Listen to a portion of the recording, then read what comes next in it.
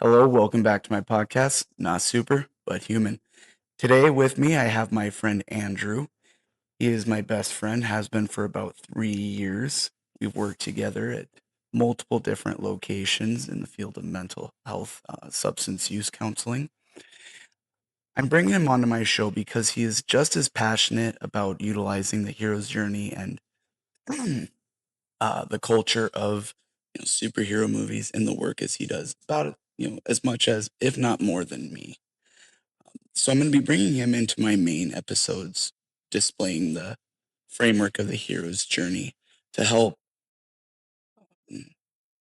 describe them. And also, he's going to give us examples on how he utilizes examples from popular culture in the work he does as a mental health counselor in substance use treatment. Welcome, Andrew. Thanks for having me, Will. Yeah, of course. So, why don't you start off by telling us a little about yourself? All right. So, as I've been in the field of mental health, doing mental health counseling, working with individuals with varying disorders, symptoms, I found that with a lot of different superhero movies, TV series, in the popular culture, Marvel and DC, there's a lot of humanistic approaches and experiences that they go through that are very easy to apply to our lives. Hmm. And using that as a medium of helping clients approach problems has been really effective. And I think it helps them not have to be directly like, oh, I'm going to do it this way right now. That's what I'm going to go out and do. Thinking of it as this is how it was done. Like if Batman can do it, I can do it, right? Hmm. Um, so that externalization of that, I think, is helpful. Okay. You mentioned humanistic. Mhm. Can you tell everyone a little bit more about what that means? Sure. So the superheroes can and do have superpowers sometimes. Sometimes they're not, right? But they're the humanistic aspect of it is the experience that they have. That's something that we can go through similar things, right? Hmm. So there are times when like various superheroes are having mental health symptoms, like Hmm. Iron Man in Iron Man 3. He's Hmm. dealing with post traumatic stress disorder. And there's various applications of this that are a really good depiction of mental health symptoms and, dealing with or not dealing with them as they Hmm. come up. How do you determine when it's a good time to utilize these examples in your work with clients? I think it kind of varies depending on the client. Hmm. Some are, you know, if they don't have as much knowledge of it, or it's not necessarily something that's super interesting to them, it may not be as helpful. So it's kind of as I work with them, I can kind of gauge their interest in it, Hmm. and that will definitely give me kind of like an insight into who it might be helpful with. Um, yeah. So I know just, and to give, everyone else a little background, I know in the past, we're a little newer at our new location, but in the past, we have each doctored up our offices quite a bit with toys, Funko Pops, theater, memorabilia from movies and such, Legos, and that for me, when I have clients that come into my office, it would typically, if a client were to come in and it sparked some sort of conversation, then I would know that they were someone that might appreciate some level of communication on that level. I'm curious to know your experience with that. Honestly, almost exactly the same. I've had some who like, oh, that's awesome. Where'd you get that? Or, and then, that's a ability this movie, can segue into even an example at that time.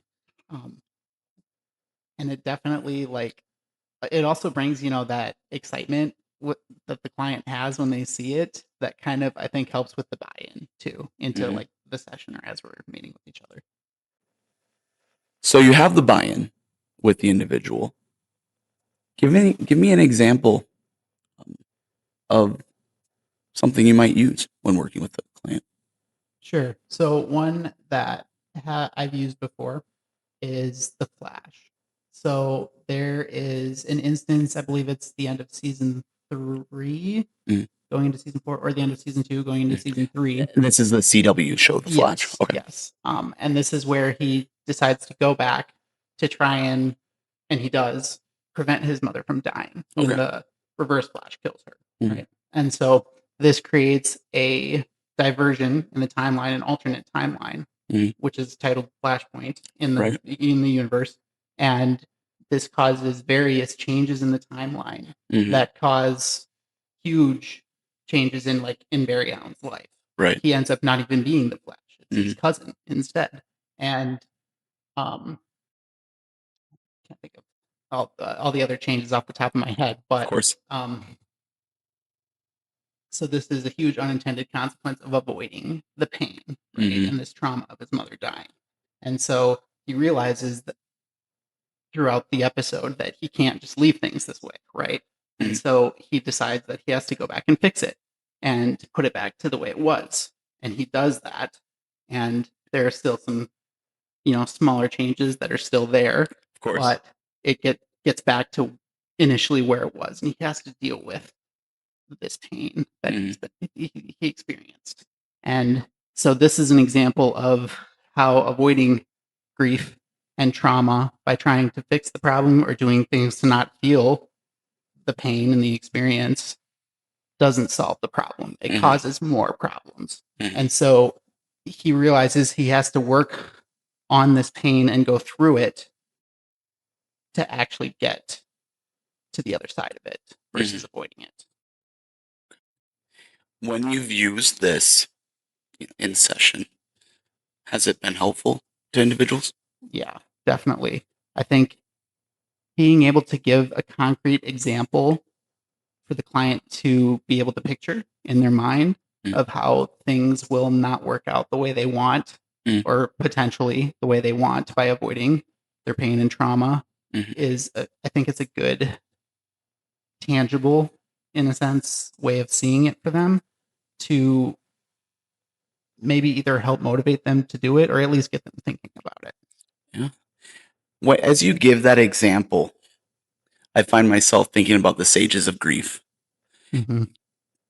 I'm curious to know if, that's your example is specifically to help them reach a level of acceptance for Yep. it. It's definitely like you can actually see him going through the stage, like as this is happening, right? Because initially it's denial, right? He's Mhm. going through and like, this isn't going to happen, and then he gets to that point, right? Like you said, where it happened, and I have to accept that. Yeah. So, with the topic this week being the world you know, the stage that takes place before the hero takes or receives that call to adventure. Earlier in the segment, I talk about factors that may take place within the individual's ordinary world. And when I talk about this, I discuss the world you know as being really the why behind the hero's journey, why it's important for the individual to take up the hero's journey towards their personal wellness.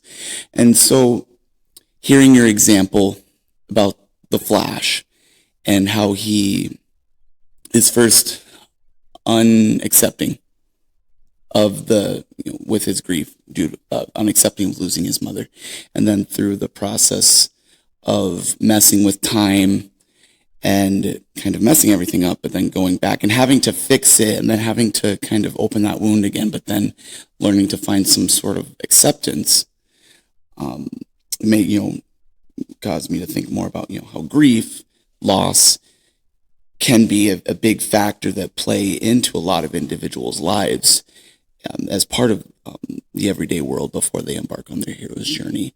Tell me a bit more about what that might mean to you and what it looks like in the work that you do. Yeah, grief definitely can manifest in a lot of different ways for people.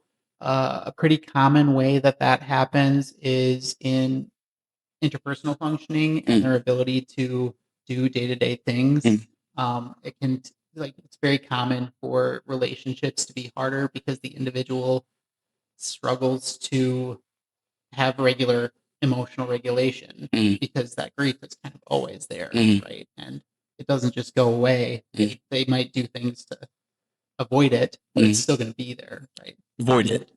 Okay. Mm-hmm. Yep. Yeah, the avoidance of grief really does play a big part in the work that we do. And actually, considering how big grief is, I think it's incredible that only recently was prolonged grief disorder actually added to the DSM as a diagnosis, Yeah. displaying how much individuals suffer from Right.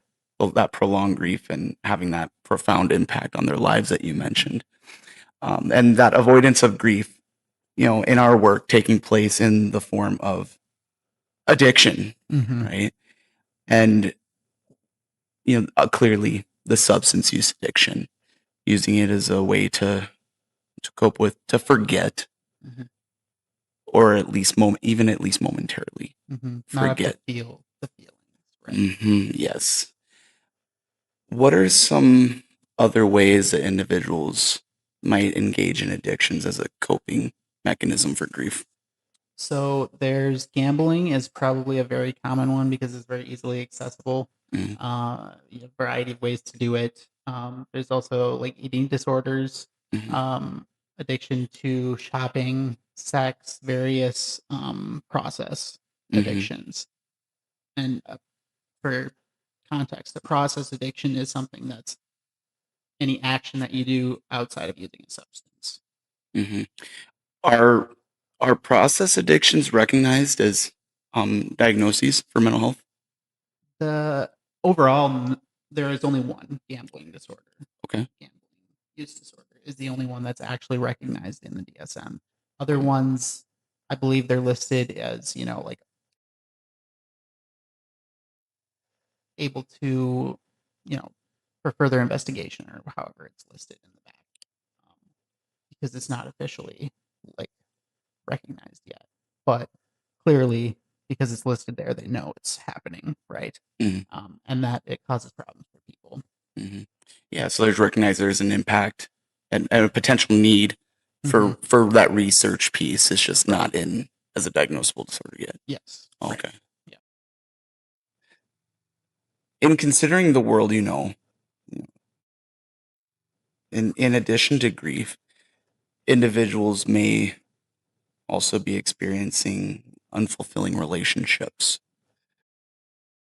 Tell me what that looks like in the work that you do.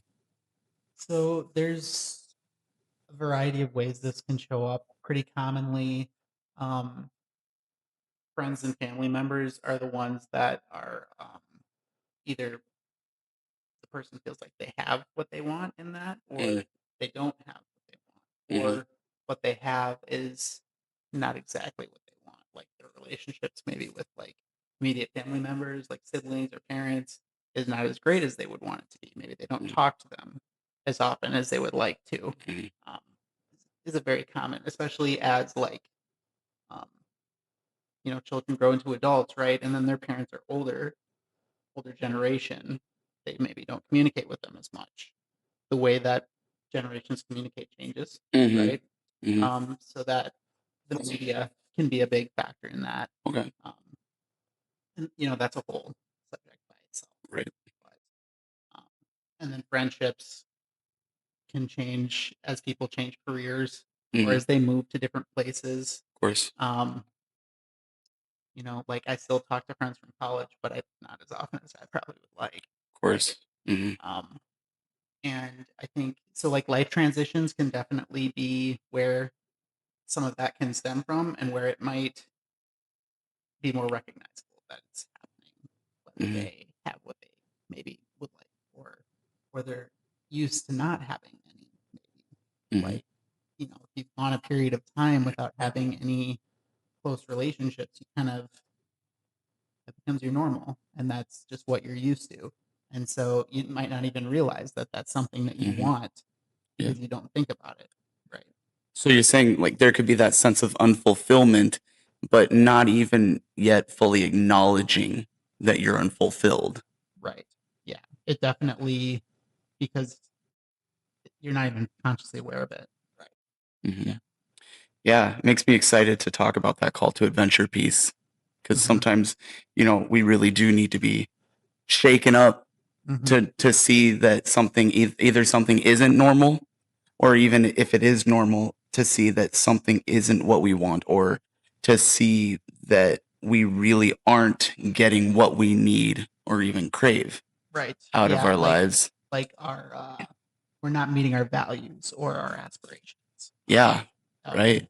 Yeah, we're not truly being authentic to ourselves, Mhm. right? Not being who we truly see ourselves to be. We're just kind of falling in line and going through the motions of our Mhm. lives, so to speak. Mhm. Yeah, and relationships are definitely an area Yeah. where that definitely does happen. Yeah. A good example of this might be like the beginning of Deadpool and Wolverine, Okay. right? Where he's just in this day-to-day thing. He's, Hmm. selling a car, and then all of a sudden he's like, "Nah, I'm not gonna do this." That is such a fantastic example too. And it starts off with him, going doing that interview for Yes, the Avengers, yes. and he's trying to fulfill his dream, but then they're like, nah. And then he's just kind of like, okay. And then he just falls into that car dealership, Yep. which, is a fine job. But for Deadpool, it's not Deadpool. It's not Right. authentic Yes.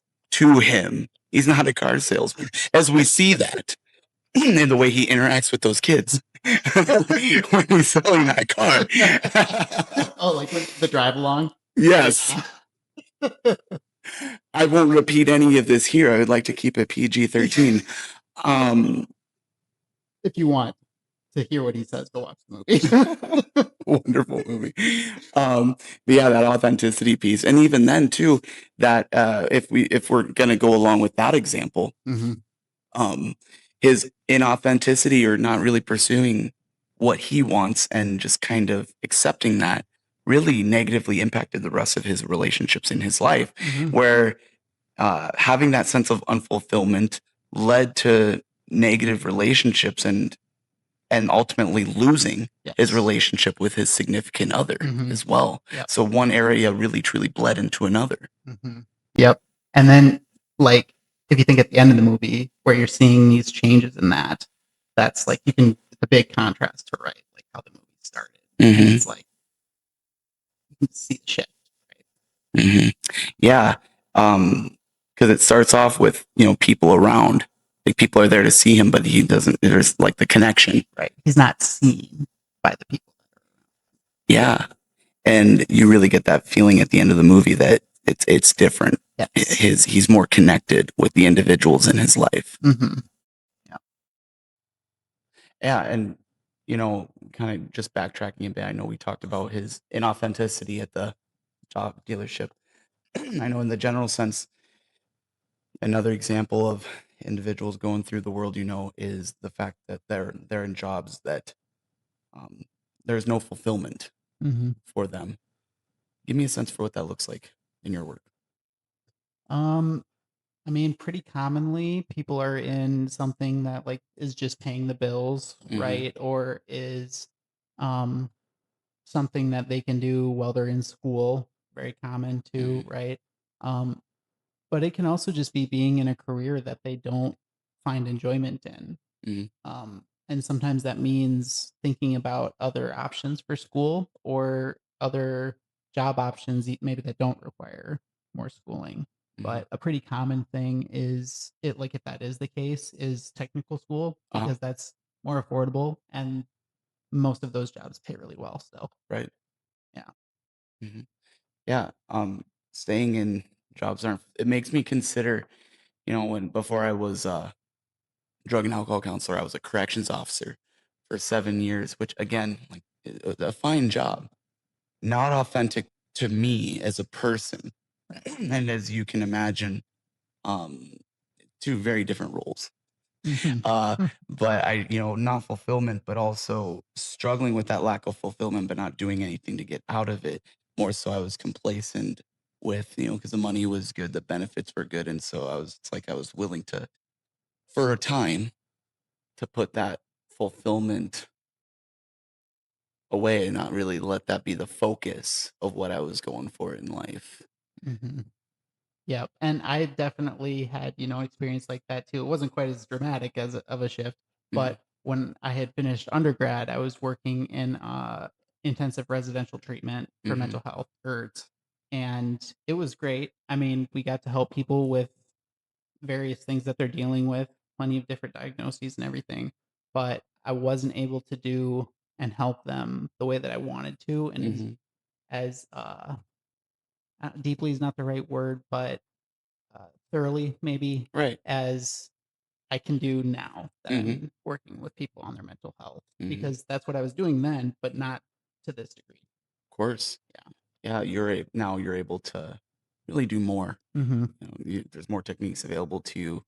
You're ethically able to utilize certain techniques now Yeah. that you wouldn't have been able to utilize then. Right. And, I have ART, accelerated resolution therapy, so I can Mhm. help people on trauma specifically, and that Right. definitely is something I couldn't do before. Mhm. So, Absolutely. yeah. Right. Well, Andrew, I think that's all I have for you for today. All right. I would like to thank you You're very so welcome. much for joining me, and really, I think this really benefited Yeah. the show. Yeah, thank you for having me.